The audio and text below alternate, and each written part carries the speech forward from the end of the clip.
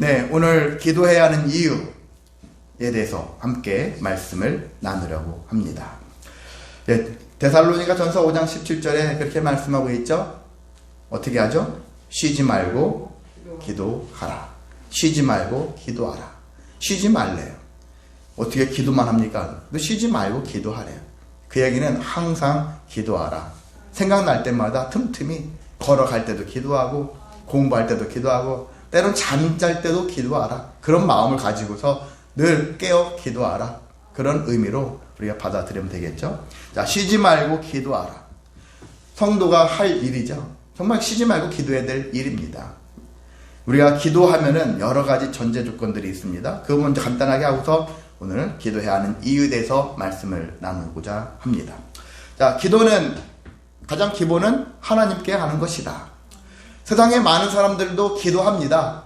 요즘에 월드컵 기간이죠. 우리나라가 이기기를 막 기도해요. 그래도 응원하지 않습니까?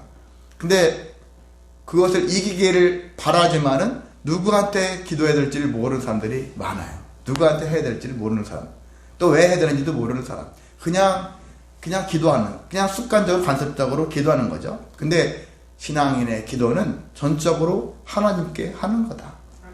너무나도 기본적인 것이지만은요, 이 기본에서 출발하는 거예요. 기도의 대상은 하나님이다. 그래서 여러분이 사람들한테 우리가 기도할 때도 있거든요. 나도 잘 되게 좀 뭐 해줘. 나를 어떻게 해달라. 이렇게 그 사람한테 직접 부탁할 때도 있지만은 가장 기본은 하나님께다. 하나님께 먼저 기도했는가. 사람들한테 구하기 이전에 하나님께 먼저 했는가. 그게 우리가 해야 될 태도거든요. 급하면은 뭐 아무 데서나 가서 막 두드리겠죠. 근데 여러분이 살면서 제일 급한 일이 생겼다, 이 급한 일이 생기고 중요한 일이 생겼다, 하나님께 먼저 기도하는 거예요. 하나님께 먼저 가야 되겠죠. 하나님을 찾는 것이 성도의 아주 자연스러운 습관이면서 태도가 된다라고 볼 수 있습니다. 그래서 문제가 생기면 하나님께 달려가자. 하나님을 만나기를 사모하자. 제일 먼저 하나님께 고백하자. 하나님께 간구 부르짖자. 이것이 성도의 가장 기본적인 거거든요. 이것을 망각하면 순서가 엉망되어지는 거예요. 그래서 인간적인 어떠한 마음, 고통, 내가 이렇게 했는데 당신은 왜 안 도와주니 하면서 인간적인 서운함까지 들 수 있는 거거든요. 그 이전에 하나님께 먼저 가보자 이거죠. 하나님께 가서 하나님께 먼저 부르짖었을 때 하나님이 과연 어떻게 응답하실까, 인도하실까, 그것을 우리가 한번 생각할 수 있는 시간으로 삼기를 원합니다. 자, 기도는 또한 일방통행이 아니에요. 기도는 항상 대화다라는 얘기하죠. 기도는 대화다. 하나님과 대화하는 거예요. 나도 얘기를 하죠. 하나님만 얘기하시는 게 아니죠. 또한 우리가 나만 얘기하는 것도 아니고 하나님만 얘기하는 것도 아니고 서로가 대화하는 거예요. 그래도 여러분이 대화를 하셔야 되는 거예요. 여러분이 막 하나님께 부르짖었다가도 내가 지금 하나님께 부르짖었던 내용을 한번 곱씹어 보세요. 과연 내가 부르짖는 것이 하나님께 간구하고 했던 내용들이 하나님이 들어주실 만할 것인가? 그래서 생각이 든다면은 이건 내가 하나님께 땡때를 쓰는 것에 지나지 않구나. 그래서 내가 이 간구하고 부르짖는 내용들이 하나님 보셨을 때 이게 얼마나 허망한 일인가, 그런 생각도 들 수 있거든요.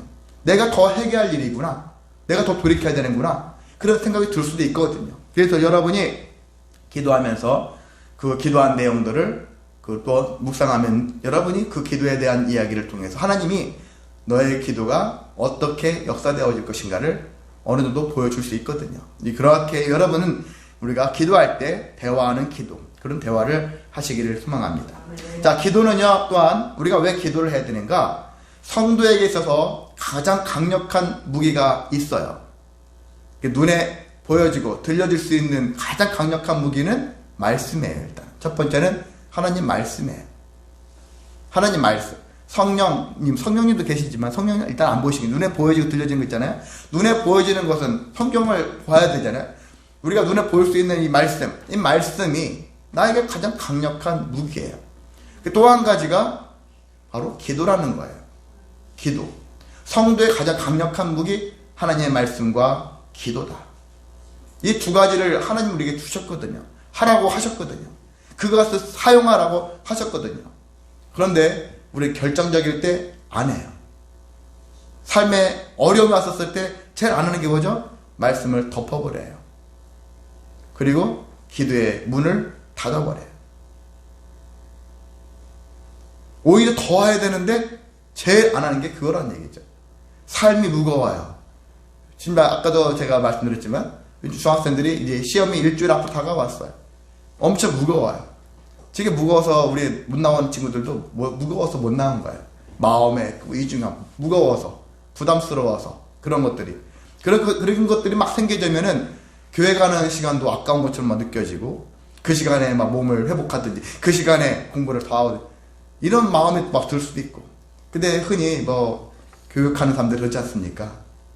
학생들한테 얘기할 때 빼지 말아야 될 것, 반드시 지켜야 될 것, 수면 시간, 그러잖아요. 수면 시간을 확보하라. 한두 시간밖에 안 자고 그럼 너무 몸을 혹사하면서까지 하지 말라 하잖아요. 그럼 제가 하나 더 한다면은 그것도 중요하거든요. 우리가 신앙생활을 중단하면 안 된다는 거죠. 다음에도 어차피 또 하면 되잖아요. 그때 열심히 하면 되잖아요. 지금 시험이 더 중요하니까. 지금 시험이 더 중요하다는 생각을 가지니까 그렇게 태도를 지니는 거죠. 근데 우리 마음속에는 시험도 중요해요. 근데 시험보다 항상 더 중요한 게 누구라고, 뭐죠? 예배하는 거거든요. 하나님을 만나는 거거든요. 하나님과 동행하는 것이 제일 중요하다. 제가 설교할 때 가능하면 여러분한테 최상급으로 얘기하려고 하잖아요. 더 중요하다라는 거. 제일 중요한 게 뭐냐? 최고로 중요한 게 뭐냐? 이런 것들을 우리가 배웠다면은 삶으로 그걸 녹여내고 적용을 해야 되거든요. 여러분에게 있어서 제 1번이 뭐죠? 하나님이라고 했잖아요. 하나님 맞습니까? 하나님 맞다면은 하나님이 1번이잖아요. 그 나의 삶 속에서 문제가 발생했다면 하나님 뭐든지 어떤 일을 해야 한다면 누구한테? 하나님께. 기도도 하나님께, 찬양도 하나님께, 우리가 모든 행위도 하나님께 먼저 이렇게 이런 마음이 생겨져야 되지 않습니까?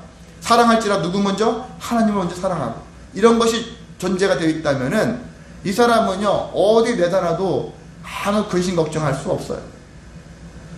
여러분이 교회 안 나온다 할지라도 저는 그 사람이 정말 하나님 우선주의, 하나님 제일주의 이것이 막 몸에 배어 있으면은 오늘 한 주 안 나와도 제가 걱정 안 하겠어요. 때로 한 달 사정에서 못 나올지라도 좀 걱정 안 하겠어요. 그런데 한 주라도 안 나올 때 불안하다. 왜 불안하겠습니까? 그 사람이 하나님 제일주의가 아닌 거예요.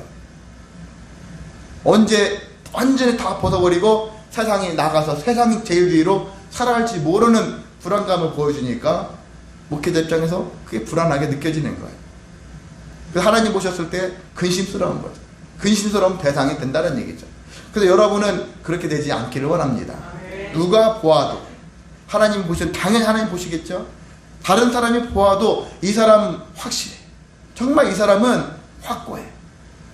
하는 척이 아니라 진짜로 하나님 우선주의야.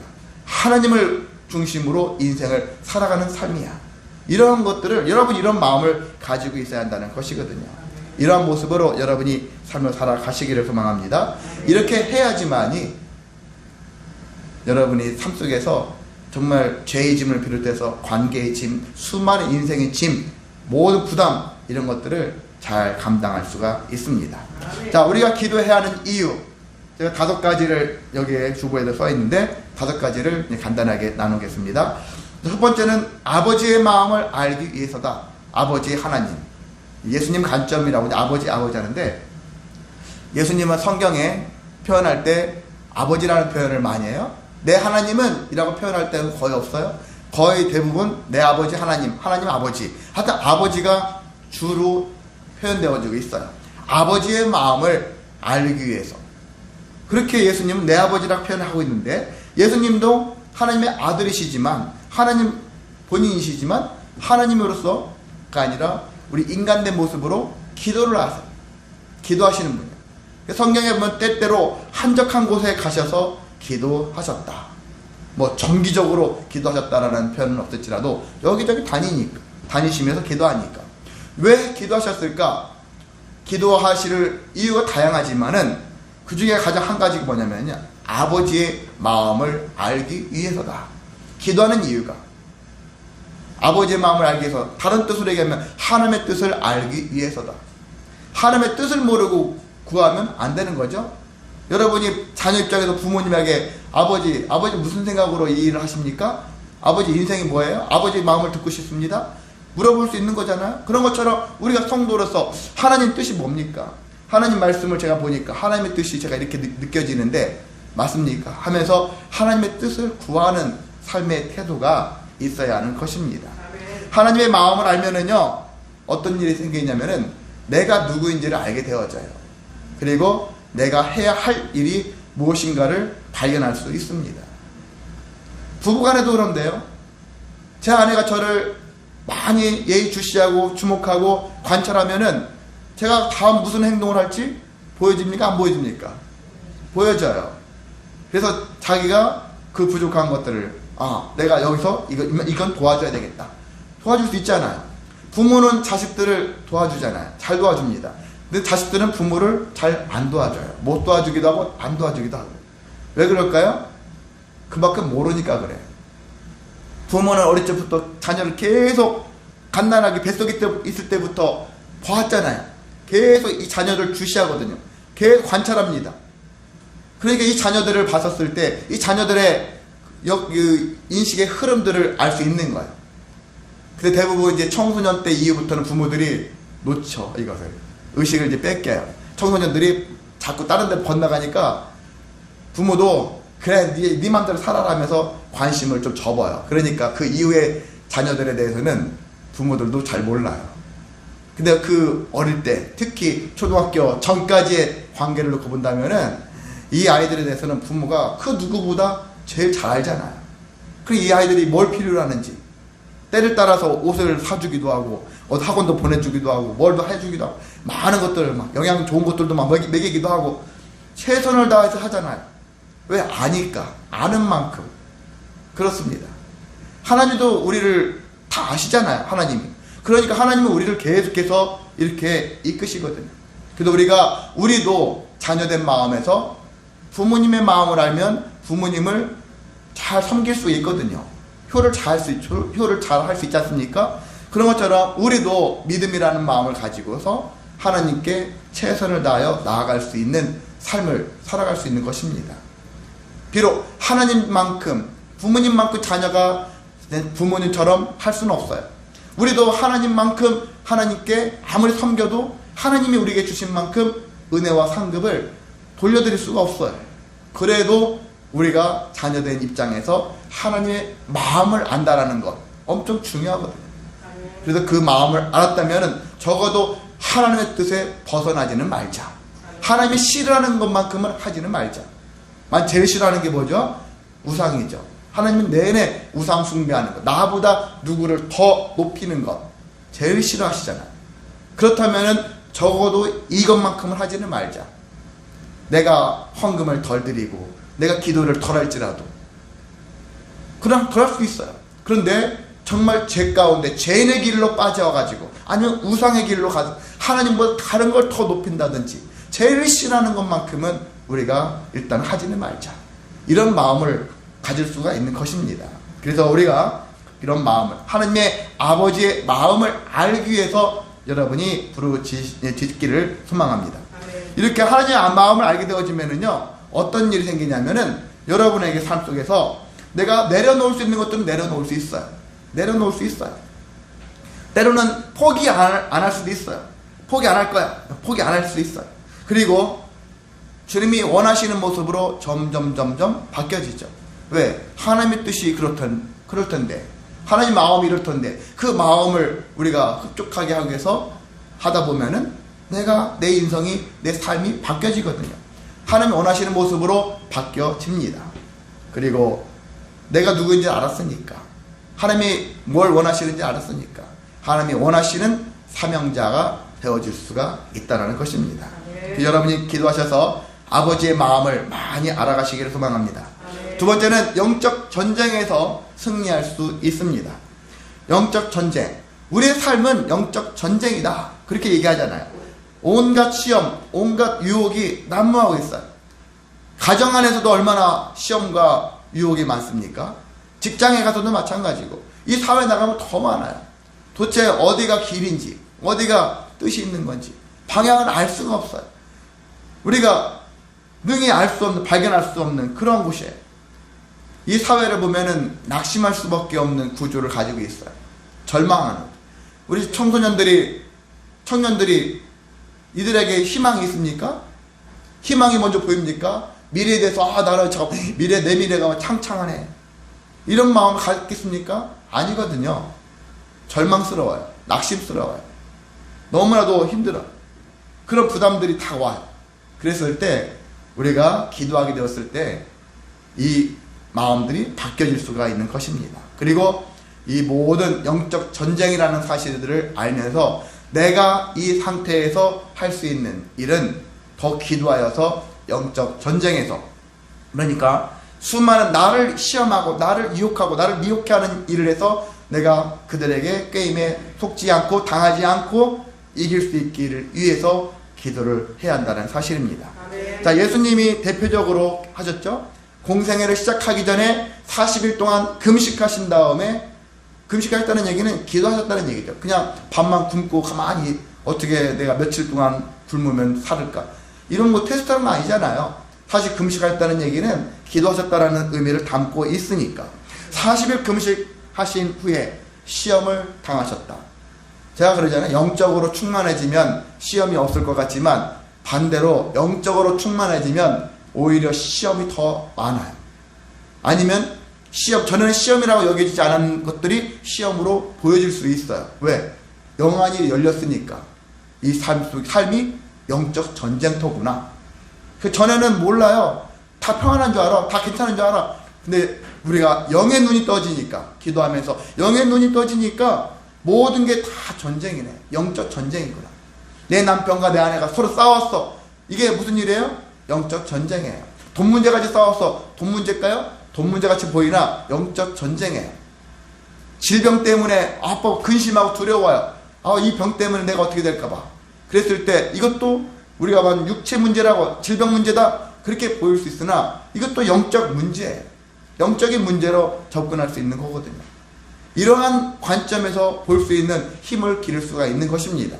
왜 영적 문제를 봐야 되냐면요, 영적 문제는 영적인 걸로 풀어낼 수 있거든요. 근데 하나님은 영이시니 우리가 성령을 갖게 되어지고 성령 충만하게 되어지면 영적 문제를 풀어낼 수 있는 힘이 생기거든요. 그래서 기도를 해야 하는 것입니다. 그래서 왜 돈 문제인데, 돈 문제는 기도해서 안 되는 거예요. 그냥 누가 도와주든지 어떤 일이 생겨야 되는지. 건강 문제도 병원 가야지 기도한다고 됩니까? 그렇게 생각하는데 그건 보여지는 것 가지고서 이건 문제다 라고 생각하니까 그런 현상이 생기는 것이지, 이런 우리에게 발생하는 모든 것들은 다 영적인 문제다. 영적인 문제로 접근하는 거예요.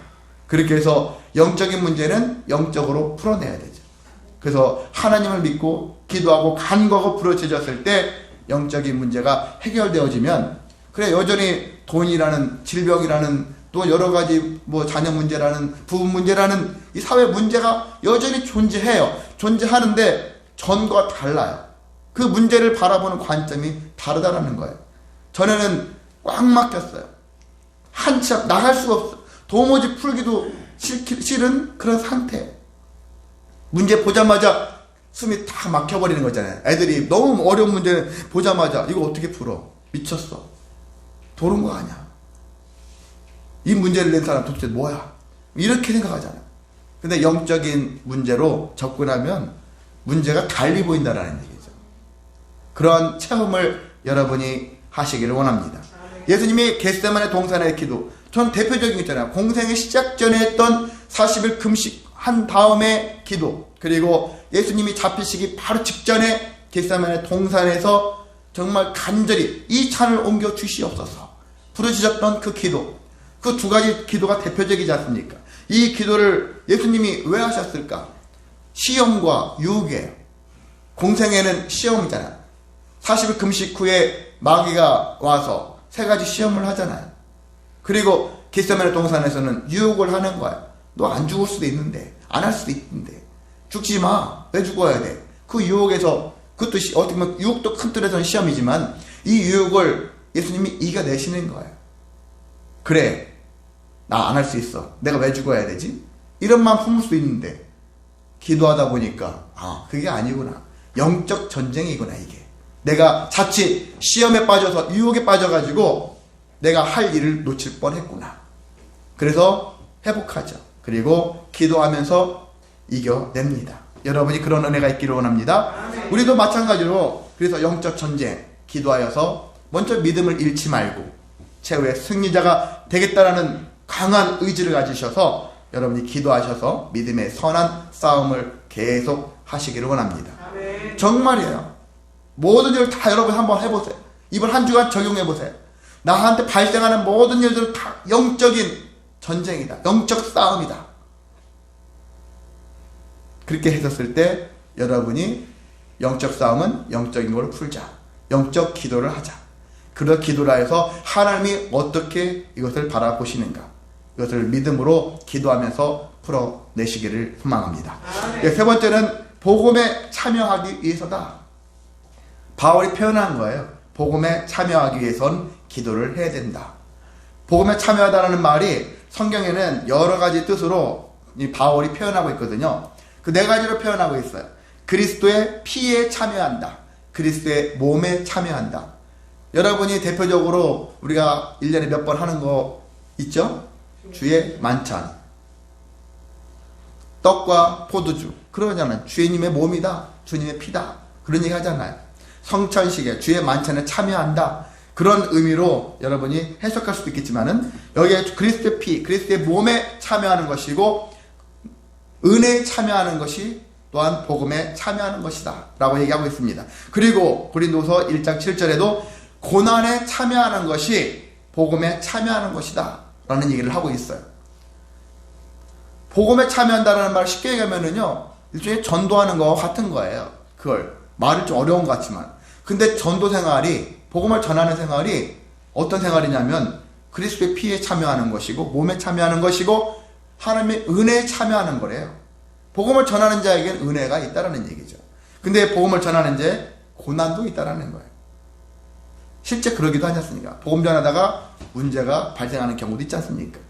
이 모든 것, 복음 전하는 것은 그렇게 쉬운 일이 아니라는 거예요. 아무나 하는 게 아니라는 거죠. 그렇다고 아무나 하는 게 아니야, 그래서 나는 안 할 거야, 이런만 품으라는 얘기 아니죠. 아무나 하는 거 아니라는 얘기는 전제를 놓고 봤을 때 기도하지 않고서 복음 전하는 것 어려운 일이라는 거죠. 스스로 시험 들 수 있어요. 나는 복음 전하는 것 하나님의 일이고 하나님이 기뻐하실 일이다. 정말 얼마나 값진 일일까요? 대단한 일이잖아요. 근데 내가 복음 전하다가 거절 당하는 게 훨씬 많잖아요.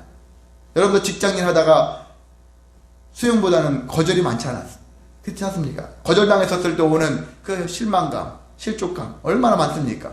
복음 전하는 일은 더 심해. 왜? 직장은 내가 이거 하면 돈이라도 나오지, 보상이라도 나오지.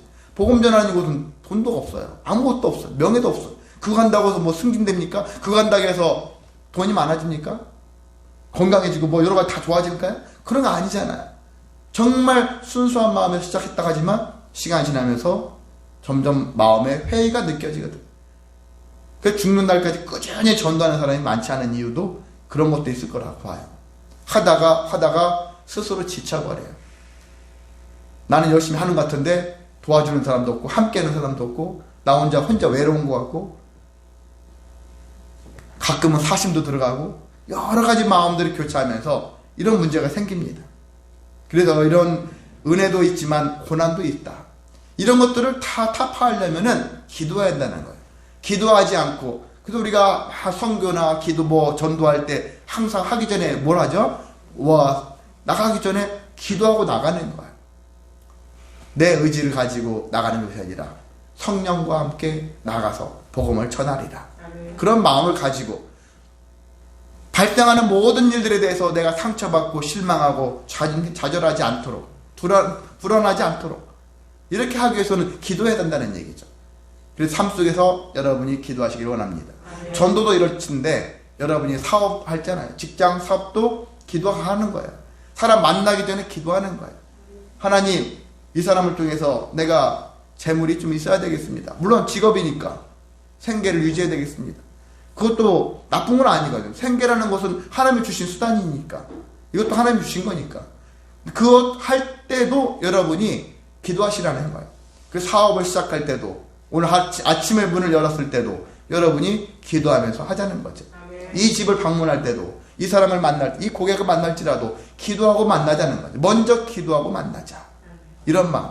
때로는 내 남편, 내 아내, 내 자녀를 볼 때도 기도하는 마음을 가지고 보자는 것이죠. 이런 것이 삶의 습관처럼 되어주시기를 소망합니다. 삶이 되어져야 되는 거거든요. 그렇게 해야만 됩니다. 자, 그래서 바울은 복음에 참여하는 것을 되게 강조했고요. 본인도 복음에 참여하는 자다라고 얘기하고 있습니다. 바울은 로마서 1장 16절에 보면은 이렇게 얘기하고 있습니다. 나는 복음을 부끄러워하는 사람이 아니다. 그렇게 얘기를 해요. 왜 복음이 부끄럽지 않을까? 여러분이 어떤 불량품 같은 거 팔면은 부끄러울 수 있어요. 남들보다 허접한 거 팔면 부끄러울 수 있어요. 어떤 사람은 더 자존감 낮은 사람은 우리 집이 되게 초라해. 저 집은 뭐 화려하고. 근데 우리 이 집 산다는 거 남한테 보여주고 싶지 않은 그런 사람도 있는 거예요. 뭔가 부끄러움 있는 사람. 때로는 내 부모님이 부끄러워. 이렇게 마음을 품고 사는 사람도 있어요. 근데 여러분이 하나님 앞에서는 부끄러워하지 마시기를 원합니다. 하나님은 부끄러운 분이 아니에요. 나 예수 믿는다라는 것을 사람들한테 알리는 거 부끄러워하는 사람이 있거든요. 저도 예전에 그런 경험을 해봤기 때문에 참 지금 생각은 부끄러워요. 그 행위가. 부끄러워하지 마시기 바랍니다. 당당하게 나는 하나님 믿는 자입니다. 라는 것을 부끄러워하지 마시라는 거죠. 바울은 완전히 바뀌어지면서 예수님을 전하는 것을, 복음을 부끄러워하지 않았거든요. 근데 왜 부끄러워하지 않았냐면은 복음에는 하나님의 능력이 있다라는 것들을 바울이 발견했기 때문에 그렇습니다. 분명한 그래요. 복음의 능력에, 복음에 여기 보면 성경에도 그렇게 나와 있거든요. 복음은 모든 믿는 자에게 구원을 주시는 하나님의 능력이다 라고 복음에 대해서 정의를 이렇게 내렸거든요. 능력이 있다라는 거예요. 그래서 여러분이 복음을 가져야 돼요. 복음을 나눠주기 이전에 여러분이 복음으로 먼저 무장되어야 하는 것입니다. 복음으로 무장됐을 때 내 심령이 아주 겨우 강하게 되어지고 담대하게 되어질 수가 있습니다. 자, 이런 것들을 어떻게 할 수 있냐고요? 기도할 때 가능하다라는 것입니다. 왜 기도하면 가능하냐면은 첫 번째는요, 기도하면은요, 그리스도의 비밀을 알게 되어진다. 기도할 때 성령에 의해서 기도하는 거 있잖아. 그냥 생각으로 기도하는 것이 아니라. 그래서 기도하게 되어지면 성령님이 하시는 가장 큰 사역은 예수님이 어떤 분인지를 알게 하는 거거든요. 예수님을 알게 되는 거예요. 예수님을 깨닫게 되어집니다. 예수님이 어떤 분인지 알아야지 예수님을 전할 수 있잖아요. 모르고 전하는 사람들 너무 많아요. 그러니까 주본만 그냥 나눠주고, 전도지만 나눠주고, 그냥 예수 믿으세요 막 이렇게 하는데, 그것도 물론 안 하는 것보다 훌륭하지만 우리가 더 왜 예수를 믿어야 되는지 알아야 되지 않습니까? 왜 예배를 해야 되는지, 왜 기도를 해야 되는지 가장 기본되잖아요. 기본인데 기본을 모르고 그냥 전도지만 나눠줄, 이걸로 끝나는 경우가 많다는 것이죠. 그래서 우리가 성령을 여러분이 늘 충만하게 살면은 예수님은 정말 이런 분이구나, 하나님은 정말 이런 분이구나 라는 것들을 여러분 삶 속에서 더 많이 체험하면서 그분을 알아갈 수가 있습니다. 아멘. 그리고 두 번째는 사탄에게 틈을 내어주지 않는 거예요. 죄의 문을 열어주지 않는 거예요. 죄는 여기 창세기 4장에 보면은 가인과 아벨 할 때 가인에게 하나님이 그랬잖아요. 죄가 문 앞에 엎드려 있다. 우리가 문만 열면 싹 들어올 그런 기회를 엿보고 있는 거예요. 조금만 틈만 내버리면은 죄가 들어와서 내 삶을 엉망으로 만들어버린다는 거죠. 자, 이것을 방어할 수 있는, 우리도 방어를 해야 되지 않습니까? 여름에 모기 들어오는 거 방충망 잘 닫아야 되잖아요. 방어를 해야 되잖아요. 마찬가지로 우리도 방충망이 중에 기도죠. 기도를 해야 되는 것이죠. 기도를 해야지만이 우리가 아무리 들어와도 때로 깊이 침투했던 것도 토해낼 수 있는, 튕겨버릴 수 있는 그런 능력이 기도에 있다라는 사실입니다. 그렇게 되어주시기를 소망합니다. 자, 네 번째입니다. 소망을 이루기 위해서도 우리가 기도를 해야 된다. 소망은 두 가지가 있죠. 하늘 뜻 소망 했었을 때, 제가 그 소망은 하나님의 소망도 있고요, 우리 인간의 성도들의 소망이 있어. 양쪽의 소망이 있어. 이 소망을 이루기 위해서 해야 된다. 우리 입장에서 보겠습니다. 우리는 구하고 찾고 문을 두드리라. 누가 말씀하셨습니까? 예수님이 했잖아요. 구하라, 찾아라, 문을 두드리라. 기도는 이와 같은 모습을 갖고 있어요. 구하는 자세가 있어요. 찾고 문을 두드리는 거예요. 제발 좀 문을 두드린다는 급박한 상황에 여러분 누군가가 막 쫓기고 있었을 때 나무집이나 가가지고 문을 두드리면서 제발 좀 문 열어달라고 어떤 나쁜 사람이 나를 쫓아와서 잡아가려고 이렇게 했었을 때 두드려야 되잖아요. 때로는 여러분 인생에 급박한 상황이 생겼을 때 두드리라고 했잖아요. 두드리라고 분명히 주님이 말씀하셨는데 안 두드리잖아요. 그리고 딴 데 가서 다른 곳에서 두드려요. 이런 모습으로 하지 말자는 것이죠. 아멘. 지금은 여러분이 때로는 아멘 하시죠. 때로는 그래야지. 근데 현실이 닥치게 되어지면 안 해요. 진짜 안 합니다. 정말 우리가 다른 건 몰라도요. 말씀대로 살라 그러잖아요. 그런 현실이 발생했었을 때 그렇게 해보는 거야 정말. 아 성경에 이렇게 써 있구나. 이런 일이 생겼어? 그럼 이렇게 하라겠는데 이렇게 한번 해봐야지. 한번 해보시라는 거죠. 에이 그건 그냥 나중에 결과는 후에 이렇게 썼으니까 되는 거지. 지금 당장 이 문제가 더 큰데 이 문제 해결하고서 나중에 하겠습니다. 이러면 안 되는 것이죠. 근데 우리가 진짜 못해요. 안 하고 있어요. 문제가 생긴다면 여러분이 구하고 찾고 두드리는 거 누구에게? 하나님께, 예수님께 먼저 한번 해보시라는 거예요. 급박하면 기도원이라도 가보시라는 얘기예요. 주중에 기회만 되면 교회 오셔서 기도하고 가시라는 얘기죠. 그런 모습을 하나님이 원하신다고 생각이 들어요. 저도 여러분도 마찬가지거든요. 삶 속에서 이렇게 구하고 찾고 문을 두드리는 삶을 하나님이 원하신다는 것입니다. 그래서 여러분이 그렇게 살아가시고 대신 우리가 기도할 때 기도를 왜 할까? 야고보도 그렇고요. 많은 성경 그러한 믿음의 사람들이 욕심, 교만을 위해서는 자랑하기 위해서는 소망을 고백하지 말아라. 들어주시지 않을 거다. 그렇게 얘기하고 있지 않습니까? 그 내가 고백하는, 내가 간구하는, 부르짖는 것들이 정말 교만하기 위해서, 욕심내기 위해서, 자랑하기 위해서 이런 태도라면은 여러분이 처음부터 하지 마시기 바랍니다. 정말 하나님이 원하시는 소망. 그래서 제일 좋은 기도의 소망은 하나님의 뜻을 여러분이 알았잖아요. 그러면 나도 바라는 소망이 있잖아요. 하나님과 내 소망이 딱 일치가 됐을 때 그때의 소망이 제일 좋은 소망이에요. 하나님의 소망과 내 소망을 일치시켜 가는 거예요. 때로 여러분이 하나님의 소망을 꺾어서라도 내 소망을 앞세우고 싶은 마음이 들잖아요. 사람이니까. 그렇다 할지라도 기도하게 되어지면 제대로 기도하면 내 소망이 꺾여지게 돼 있어요. 하나님의 소망과 내 소망이 만약에 충돌이 일어났어요. 누가 꺾여져야 될까요? 내 소망이 꺾여지는 거예요. 그게 내가 패했습니다. 졌습니다. 그게 아니에요. 하나님 소망에 맞춰가는 삶이에요. 맞춰갔었을 때 여러분에겐 이전보다 더 큰 은혜가 있습니다. 그런 은혜를 여러분 체험하시기를 소망합니다. 자, 5번째입니다. 하나님께 제물이 되기 때문이다. 하나님께 기도해야 되는 이유는 이 기도가 하나님께 제물이 된다는 거예요. 이 요한계시록에 예전에 나눴던 말씀이기도 했었는데요. 요한계시록 천사가 어떻게 하고 있냐면요. 8장 3절에 이렇게 되어 있어요. 천사가 제단 곁에 서서 금 향로를 가지고 많은 향과 그리고 모든 성도의 기도를 합하여 보좌 앞 금 제단에 드렸다라고 되어 있어요.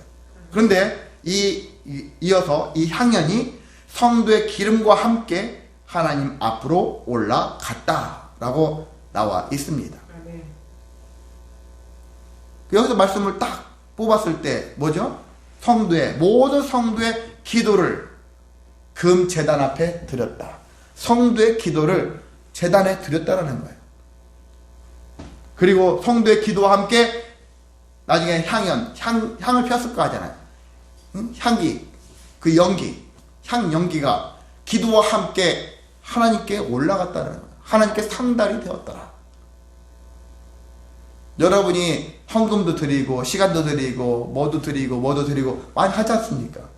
근데 하나님이 정말 나중에 보면은 하나님께 상달되어지는 가장 핵심이 뭘까요? 요한계시록에는 한 가지 또 있어요.